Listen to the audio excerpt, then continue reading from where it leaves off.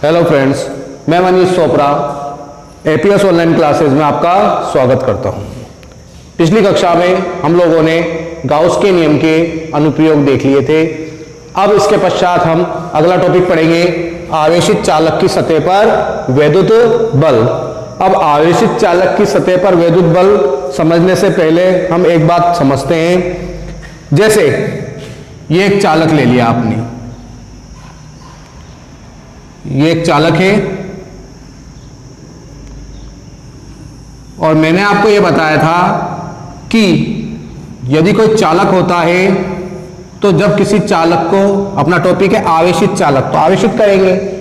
तो जब किसी चालक को हम आवेशित करते हैं तो आवेश चालक की सतह पर एक समान रूप से वितरित हो जाता है कि इस प्रकार से मैंने आवेशित चालक की सतह पर, चालक की सतह पर आवेश को वितरित कर दिया। अगर मैं इस चालक को अनेक अल्पांशों में डिवाइड करूं, जैसे मैंने इस प्रकार से इस चालक को अनेक अल्पांशों में डिवाइड कर दिया, इस प्रकार से। अब मैं आपसे बोलूं कि भाई इस अल्पांश और इस अल्पांश के मध्य कौन सा बल लगेगा, तो समान प्रकृति का आवेश है, तो पहली बात तो इन दोनों अल्पांशों के मध्य प्रतिकर्षण बल लगेगा। इसी प्रकार से इन दोनों आवेशों के मध्य प्रतिकर्षण लगेगा। मैं केवल इस अल्पांश की बात करूं तो इस अल्पांश पर इन सभी अल्पांशों के कारण प्रतिकर्षण बल लगेगा। तो इस स्थिति में इस अल्पांश पर लगने वाला जो परिणामी बल होगा वो इन सभी अल्पांशों के कारण लगने वाले प्रतिकर्षण वैद्युत बल के योग के बराबर होगा। अब हम आगे समझते हैं आवेशित चालक की सतह पर वैद्युत बल। तो हमने ये तो बता दिया कि जब किसी चालक को हम आवेशित करते हैं तो संपूर्ण आवेश उसके पृष्ठ पर एक समान रूप से वितरित हो जाता है। यदि किसी चालक को अनेक अल्पांशों में विभक्त करें तो प्रत्येक अल्पांश पर जो वैद्युत बल लगता है वो अन्य अल्पांशों के कारण लगने वाले वैद्युत बल के प्रतिकर्षण बल के योग के बराबर होता है। अब देखें आप, मान लिया कि ये एक चालक है, मान लिया कि ये एक चालक है। इस चालक का मैंने एक नाम ले लिया, ए बी सी। यहां से यहां तक के भाग को ए बी बोल दिया, यहां से यहां तक के भाग को ए सी बी बोल दिया। अब मैंने क्या किया, इस चालक को आवेशित कर दिया।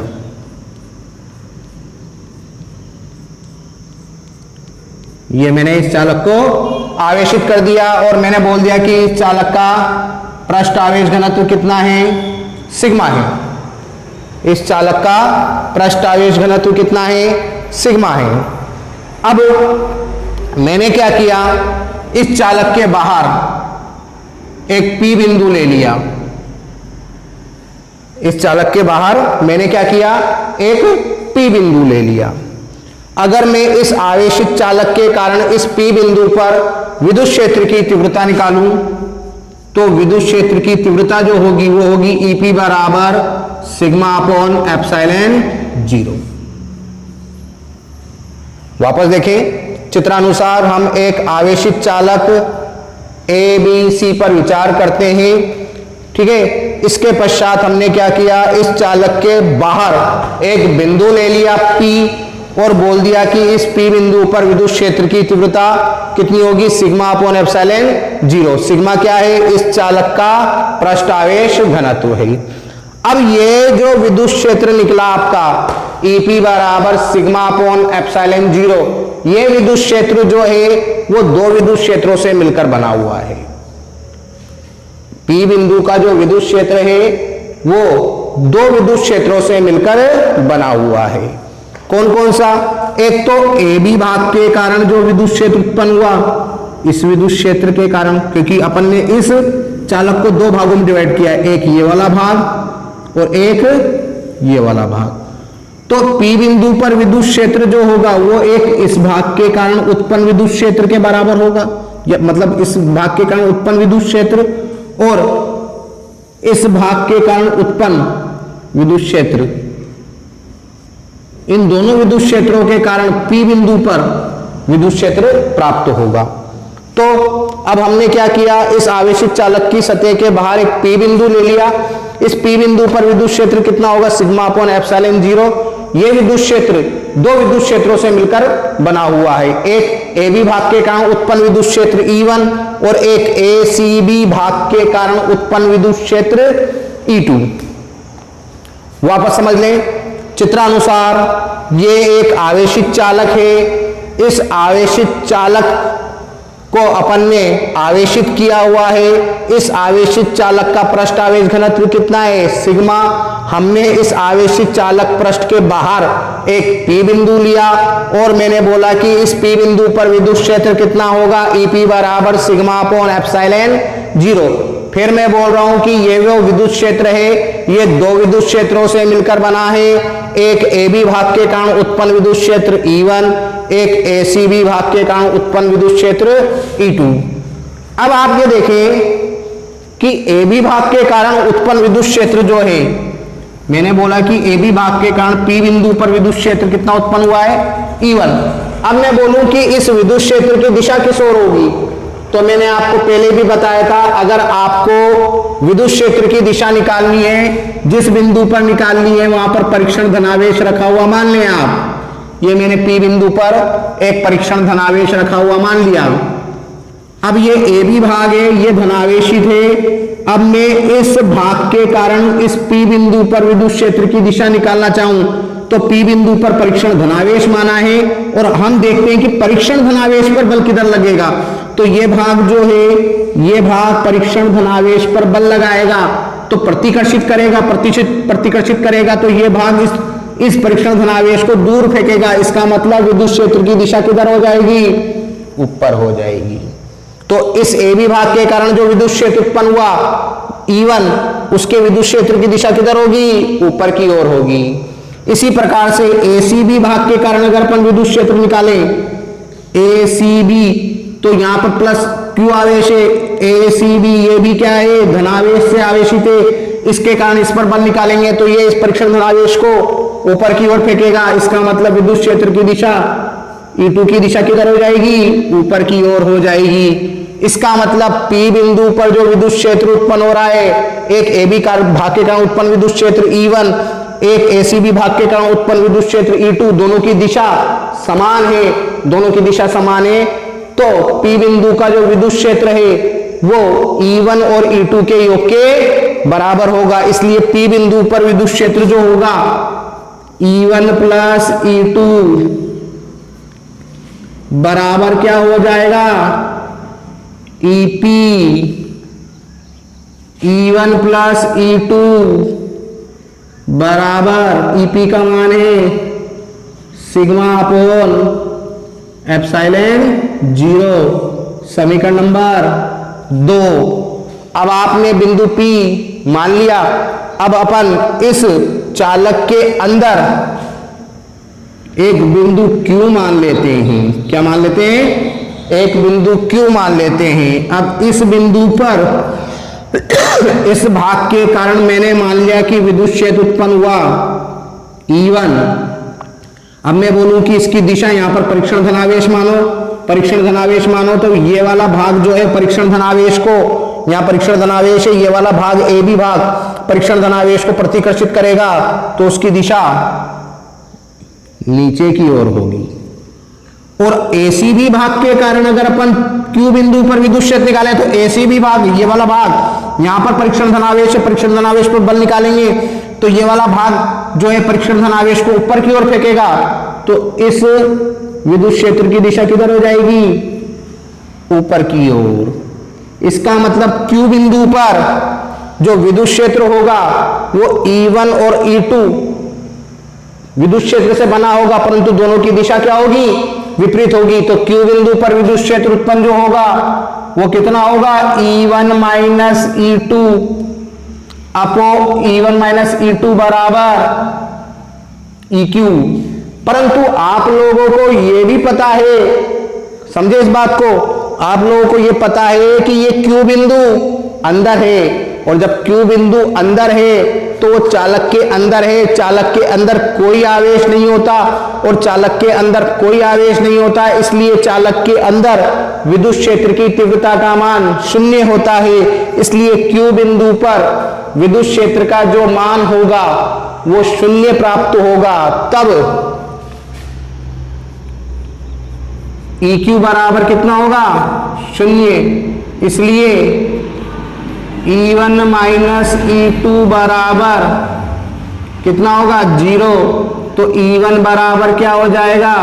E2। इसको समीकरण नंबर हमने 3 डाल दिया। अब वापस एक बार समझ लें, ये एक आवेशित चालक है। जब अपन इस आवेशित चालक को आवेशित कर देते हैं तो आवेशित करने के पश्चात हमें इस आवेशित चालक की सतह पर विद्युत बल निकालना है। दिख रहा है अपने को? अंदर तो बल लगेगा ही नहीं क्योंकि विद्युत क्षेत्र ही नहीं है। भार लगेगा तो P बिंदु पर भार विद्युत क्षेत्र प्राप्त हो रहा है, इसलिए चालक की सतह पर बल बाहर की ओर लगता है। ठीक है भाई। अब हमने क्या किया, इस आवेशित चालक के बाहर एक P बिंदु लिया और इस P बिंदु पर विद्युत क्षेत्र बोल दिया अपन ने कितना है? Sigma upon epsilon 0।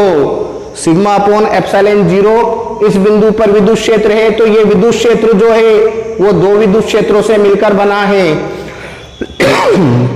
दो विद्युत क्षेत्रों से मिलकर बना है। एक AB भाग के कारण उत्पन्न विद्युत क्षेत्र E1, एक ACB भाग के कारण उत्पन्न विद्युत क्षेत्र E2। अब हम लोगों ने क्या किया कि AB भाग के कारण उत्पन्न विद्युत क्षेत्र की दिशा देखी, वो किधर निकली? P बिंदु पर ऊपर की ओर। ठीक है भाई। इसी प्रकार से अपन ने ACB भाग के कारण विद्युत क्षेत्र की दिशा देखी, वो भी कहां निकली? ऊपर की ओर। इसका मतलब P बिंदु पर जो विद्युत क्षेत्र है सिग्मा अपॉन एप्सिलॉन 0 वो E1 और E2 के योग के बराबर है। इसका मतलब E1 प्लस E2 बराबर कितना होगा? EP। इसका मतलब E1 प्लस E2 का मान कितना हो गया? Sigma upon epsilon 0। अब हमने क्या किया, अब इस चालक के अंदर Q बिंदु माना और Q बिंदु माना तो हमने फिर बोला कि Q बिंदु पर विद्युत क्षेत्र जो होगा वो दो विद्युत क्षेत्रों से मिलकर बना होगा। एक AB भाग के कारण उत्पन्न विद्युत क्षेत्र, एक ACB भाग के कारण उत्पन्न विद्युत क्षेत्र। अब समझे, फिर मैंने इस भाग के कारण इस बिंदु पर विद्युत क्षेत्र निकाला। यहां पर परीक्षण धनावेश रखा हुआ मानेंगे तो ये भाग जो है इस पर परीक्षण धनावेश होगा तो वो उसको प्रतिकर्षित करेगा, तो उसकी दिशा कहां होगी? नीचे। इसी प्रकार से ACB भाग के कारण इस Q बिंदु पर विद्युत क्षेत्र की तीव्रता की दिशा निकालें, या परीक्षण धनावेश रखेंगे तो ये अल्पांश परीक्षण धनावेश को ऊपर की ओर फेंकेगा, तो उसकी दिशा कहां होगी? E2, ऊपर की ओर। इसका मतलब E1 और E2 एक दूसरे के विपरीत है, इसलिए E1 और E2 का जो ऋणात्मक E1 माइनस E2 बराबर क्या हो जाएगा? EQ। अब हम बोलेंगे कि चूंकि Q बिंदु अंदर की ओर है और चालक के अंदर कोई आवेश नहीं होता, चालक के अंदर कोई आवेश नहीं है, तो चालक के अंदर विद्युत क्षेत्र की तीव्रता का मान भी कितना हो गया? शून्य हो गया। तो अपन ने बोल दिया EQ बराबर 0। तो E1 माइनस E2 बराबर 0, E1 बराबर E2। अब आप देखें ये मान जो है E1 और E2 का, जो E1 बराबर E2, तो E1 की जगह हम क्या रख देते हैं? यहां पर E2 रख देते हैं। समीकरण 2 में E2 प्लस E2 बराबर कितना हो गया? Sigma upon epsilon 0। तो ये कितना हो गया? 2E2 sigma upon epsilon 0। तो E2 बराबर कितना हो गया? Sigma upon 2 epsilon 0। अब मैंने बोल दिया, अब समझे, अब मुझे बल निकालना है और बल का फॉर्मूला होता है F बराबर QE। F बराबर क्या होता है? QE। मैंने बोल दिया इस भाग का AB भाग का जो आवेश है वो कितना है? DQ है। कितना है? मैं इस आवेश का, इस भाग का आवेश DQ, तो इस भाग का आवेश DQ है, तो इस भाग पर जो विद्युत बल लगेगा dF बराबर देखो फॉर्मूला होता है QE, तो dQ इंटू ई की जगह E2। ठीक है भाई। अब देखें, चूंकि सिग्मा बराबर क्या होता है Q अपॉन A, तो सिग्मा बराबर मैंने इस भाग का आवेश माना है dQ और इस भाग का मैंने क्षेत्रफल मान लिया dA, तो dQ बराबर कितना हो जाएगा सिग्मा dA। यहां पर रख दें dF बराबर dQ का मान रखेंगे कितना हो गया सिग्मा dA इंटू E2 का मान देखो कितना है सिग्मा अपॉन 2 एप्सिलॉन 0, तो dF बराबर sigma square upon 2 epsilon 0 dA। ठीक है भाई, या करके भी लिख सकते हैं। देखो भाई आपको पता है E बराबर मैंने लिखा था सिग्मा अपॉन एप्सिलॉन 0, तो सिग्मा बराबर कितना हो जाएगा E एप्सिलॉन 0, यहां रख दें। dF बराबर सिग्मा का मान रखेंगे तो यहां स्क्वायर हो जाएगा E square epsilon 0 square upon 2 epsilon 0 dA, ये कट गया। dF बराबर कितना बच गया 1/2 एप्सिलॉन 0 E स्क्वायर dA। तो एक तरीका तो इस एक फॉर्मूला तो ये आ गया और एक फॉर्मूला ये आ गया, ये सिग्मा के रूप में है और ये E0 और एप्सिलॉन 0 और E के रूप में है। तो ये क्या है इस आवेशित चालक के ए बी भाग पर लगने वाला बल। अब ए बी भाग पर निकाला मैंने, संपूर्ण पर निकालना चाहूं तो समाकलन कर देंगे। पूरे भाग पर निकालना चाहूं, आवेशित चालक की सतह पर पूरा बल निकालना चाहूं तो F बराबर कितना हो जाएगा समाकलन sigma square upon 2 epsilon 0 dA। बीच में गोला लगाना चाहो तो निकाल दो, क्योंकि आवेशित चालक अपन ने गोलाकार लिया था। या F बराबर 1/2 एप्सिलॉन 0 E स्क्वायर dA। ये क्या निकल गया आपका, ये निकल गया आपका आवेशित चालक की सतह पर लगने वाला विद्युत बल। तो इस प्रकार से अपन आवेशित चालक की सतह पर लगने वाले विद्युत बल का मान ज्ञात कर सकते हैं। आपने देखा अंदर विद्युत क्षेत्र नहीं निकला, अपन ने देखा बाहर विद्युत क्षेत्र निकला। इसका मतलब आवेशित चालक की सतह पर जो बल लगेगा उसकी दिशा मैंने दिखाई आपको, विद्युत क्षेत्र की दिशा कहां थी ऊपर की ओर। इसका मतलब विद्युत बल की दिशा भी कहां होगी ऊपर की ओर। इसका मतलब आवेशित चालक की सतह पर जो बल लगता है वो आवेशित चालक की सतह के हमेशा अभिलंबवत लगता है। तो हमेशा ध्यान रखें आवेशित चालक की सतह पर लगने वाला विद्युत बल कितना होता है sigma square upon 2 epsilon 0 dA या 1/2 एप्सिलॉन 0 E स्क्वायर dA। और इस विद्युत बल की दिशा हमेशा आवेशित चालक की सतह के अभिलंबवत बाहर की ओर होती है।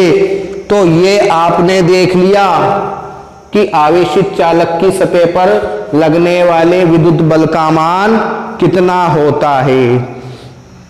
अब हम इसके पश्चात अगला टॉपिक पढ़ेंगे जो अगली वीडियो में देखेंगे हम लोग। धन्यवाद।